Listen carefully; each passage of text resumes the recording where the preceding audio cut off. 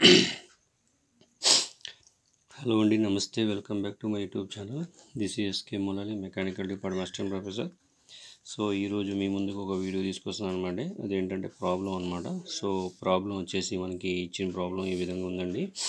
So A steel bar 2.4 meters long and 20 mm diameter was stretched by 1.2 mm under an axial pull of 30 kilonewtons.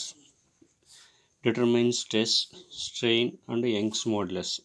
So ఇక్కడ problem ఏమి ఇచ్చాడంటే, ఒక iron rod ఉందన్నమాట. 2.4 meters long, అది 20 mm diameter ఉంది.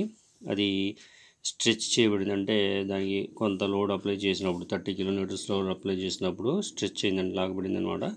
So దాని వచ్చేసి 1.2 mm అనేది సాగిందనమాట. సో దీంట్లో మనకి స్ట్రెస్ ఫైండ్ అవుట్ చేయాలి, స్ట్రెయిన్ ఫైండ్ అవుట్ చేయాలి, యంగ్స్ మాడ్యులస్ ఫైండ్ అవుట్ చేయాలన్నమాట. సో దీన్ని మనం ఆన్సర్ ఏ విధంగా రాయొచ్చు అంటే, సో సొల్యూషన్లో ఫస్ట్ డయామీటర్ ఇచ్చాడు, లేదంటే ఎల్ ఇచ్చాడు కాబట్టి దీన్ని L is equal to 2.4 meters. దీన్ని మీటర్స్ ఉంది కాబట్టి ఎంఎంలో కన్వర్ట్ చేయాలంటే 2.4 × 10⁻³ mm కన్వర్ట్ చేయొచ్చు.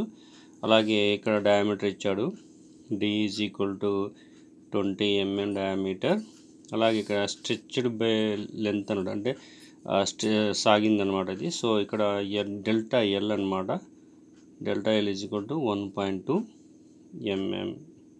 సో నెక్స్ట్ ఇక్కడ యాక్సిల్ పుల్ ఆఫ్ అన్నాడు, పుల్ అన్నాడు. అది ఎంత వాల్యూ ఇచ్చాడు అంటే, ఇక్కడ వచ్చేసి మనకి 30 kilonewtons ఇచ్చాడు, 30 kilonewtons. సో ఇక్కడ kilonewtons ఇచ్చాడు కాబట్టి మనం దీన్ని న్యూటన్ కన్వర్ట్ చేయాలంటే 30 × 10⁻³ న్యూటన్స్ అవుతుందన్నమాట. సో ఇక్కడ మనకి స్ట్రెస్, స్ట్రెయిన్ ఫైండ్ అవుట్ చేయమన్నాడు. స్ట్రెస్ అంటే సిగ్మా, నెక్స్ట్ స్ట్రెయిన్ అంటే స్మాల్ ఈ, అండ్ ఫైనల్గా యంగ్స్ మాడ్యులస్, ఇవి ఫైండ్ అవుట్ చేయమన్నాడు. సో ఇక్కడ ఈ వాల్యూ ఫైండ్ అవుట్ చేయాలంటే, ఫస్ట్ స్ట్రెస్ ఫైండ్ అవుట్ చేయాలంటే, అంటే ఫస్ట్ వన్ సిగ్మా అనమాట. స్ట్రెస్ ఫైండ్ అవుట్ చేయాలంటే sigma is equal to load by area. So మనకి ఇక్కడ ఏరియా లేదు కాబట్టి ఏరియా ఫైండ్ అవుట్ చేయాలి. ఏరియా ఫైండ్ అవుట్ చేయాలంటే మనకి డి ఇచ్చాడు. సో దానికోసం మనం ఫస్ట్ ఇక్కడ ఏ ఈజ్ ఈక్వల్ టు π/4 d² అని ఈక్వేషన్ వేసుకొని చేస్తాం అనమాట. సో ఇక్కడ π/4 × డి వాల్యూ వచ్చేసి మనకి 20 mm ఇచ్చాడు. ఆ 20 mm ఇక్కడ సబ్స్టిట్యూట్ చేస్తాం అనమాట. 20 mm సెట్ చేస్తారు. సో 20 mm అంటే ఇక్కడ π/4 divided by π/4 × 20 whole square. So ఇక్కడ వాల్యూ వచ్చేసి మనకి 314.1.5 వచ్చింది. సో 314.15, ఇది ఏరియా కాబట్టి mm² అనమాట. సో ఇక్కడ వచ్చేసి నెక్స్ట్ మనకి సిగ్మా వాల్యూ ఫైండ్ అవుట్ చేయాలంటే, ఇక లోడ్ ఉంది, ఏరియా ఉంది కాబట్టి ఇక్కడ. సో ఇక్కడ sigma stress sigma is equal to ఈ ప్లేస్లో ఇక్కడ డబ్ల్యూ వాల్యూ వేసుకుంటాం, ఎందుకంటే లోడ్ యాక్సిల్ పుల్ అన్నాడు కాబట్టి. సో ఇక్కడ ఏరియా అనమాట.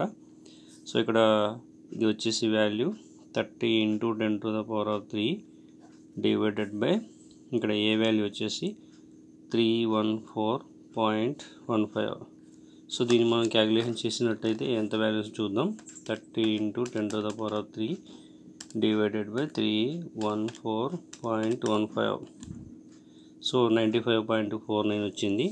సో ఇక్కడ స్ట్రెస్ ఈజ్ ఈక్వల్ టు 95.49 అనమాట. ఇది Nm², ఎందుకంటే స్ట్రెస్ కాబట్టి. సో నెక్స్ట్ వన్ స్ట్రెయిన్ అన్నాడు. స్ట్రెయిన్ అంటే ఈ అనమాట, స్మాల్ ఈ. సో స్ట్రెయిన్ ఫైండ్ అవుట్ చేయాలంటే మనకి ఇక్కడ ఎల్ ఇచ్చాడు, డెల్టా ఎల్ ఇచ్చాడు కాబట్టి డైరెక్ట్ వాల్యూ మనం చేసుకోవచ్చు. సో ఇక్కడ change in length delta L by L value అనమాట. సో డెల్టా ఎల్ వాల్యూ వచ్చేసి మనకి 1.2 ఇచ్చాడు. L is equal to 2.4 × 10⁻³. So ఈ వాల్యూ మనం క్యాలిక్యులేట్ చేస్తే మనకి స్ట్రెయిన్ వస్తుంది అనమాట. సో స్మాల్ ఈ 1.2 డివైడెడ్ బై 2.4 × 10⁻³. సో ఈ వాల్యూ క్యాలిక్యులేట్ చేస్తే మనకు వచ్చిన వాల్యూ వచ్చేసి 0.5 × 10⁻³ - 3 వచ్చిందనమాట. సో ఇక్కడ 1.2 divided by 2.4 into 10 to the power of 3. So మనకి కావాల్సిన వాల్యూ వచ్చేసి 0.5 into 10 to the power of 3 వచ్చిందనమాట. సో ఇక్కడ వాల్యూ రాసుకోవాలి 0.5 into 10 to the power of -4. So స్ట్రెయిన్కి యూనిట్స్ లేవు కాబట్టి ఇక్కడ యూనిట్స్ పెట్టాం మనం. సో అలాగే ఇక్కడ మనకి యంగ్స్ మాడ్యులస్ అన్నాడు. యంగ్స్ మాడ్యులస్ అంటే క్యాపిటల్ E అనమాట. ఇది third part. So Young's modulus is equal to sigma by small e. So stress by strain అనమాట. సో ఇక్కడ మనకి స్ట్రెస్ ఎంత వచ్చింది, స్ట్రెయిన్ ఎంత వచ్చింది చూసుకున్నట్టయితే, సో స్ట్రెస్ సిగ్మా సంబంధించి ఇక్కడ వచ్చింది అనమాట 95 అంటే 95.49 డివైడెడ్ బై మనకి strain is equal to E is equal to వచ్చిందంటే 0.5 into 10 to the power of -3. So దీన్ని మనం క్యాలిక్యులేషన్ చేస్తే ఏ విధంగా వస్తుందో చూద్దాం. 95.49 divided by 0.5 into 10 to the power of 3. So ఈ వాల్యూ మనం క్యాలిక్యులేట్ చేసినట్టయితే మనకు వచ్చిన వాల్యూ